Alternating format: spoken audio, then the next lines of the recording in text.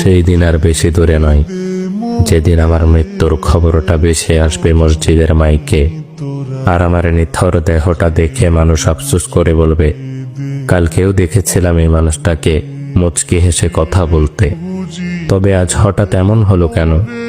আহ, মানুষটা বড্ড ভালো ছিল। কারো কারো হয়তোবা চোখের কোণে অশ্রু জমবে, আবার কারো কারো চোখ থেকে হয়তোবা 2 ফোঁটা জলও গড়িয়ে পড়বে। আবার অনেকেই খুশি হয়ে বলবে, যাক, ভালোই হলো, আপদটা বিদায় হয়েছে। বেঁচে থাকতে কি কম জ্বালিয়েছিল? ব্যস্ততার কারণে আমার অনেক কাছের মানুষরাও হয়তোবা আমার জানাজায় উপস্থিত হতে পারবে না। আবার অনেক দূরের মানুষও শত ব্যস্ততার মাঝেও ছুটে আসবে আমাকে শেষবারের মতো বিদায় দিবে বলে। লুকিয়ে থাকবো আমি 3 টুকরো সাদা কাফনের আড়ালে। কেউ কেউ ছুটে আসবে আমাকে শেষবারের মতো একটুখানি দেখবে বলে। আবার কেউ কেউ আমার মৃত্যুর সংবাদ শুনে দোয়া পড়াটাও প্রয়োজন বোধ মনে করবে না।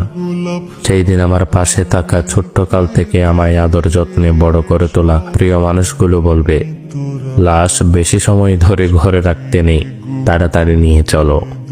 দাফন কার্যে অত বেশি দেরি করতে নেই। শত কষ্ট উপেক্ষা করে তৈরি করা আমার সাজানো গোছানো জীবনের সমস্ত সম্পর্ক, টাকা পয়সা, গাড়ি বাড়ি, জায়গা জমি ইত্যাদি কিছুই আর আমার থাকবে না। এমনকি দিন কয়েক পর হয়তো বা আমার অস্তিত্বটুকু হারিয়ে যাবে মরুর ধূলিকণার মতো। তারপরও কেন জানি আমার অহংকার, সম্পদের লালসা, ক্ষমতার তৃষ্ণা ইত্যাদি যেন দিন দিন বেড়েই চলেছে। একদিন আমার মৃত্যু হবে, আর সবকিছুই ছেড়ে চলে যেতে হবে সেই অন্ধকার কবরে।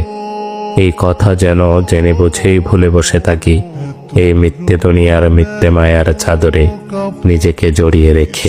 ভালো লাগে না মোর।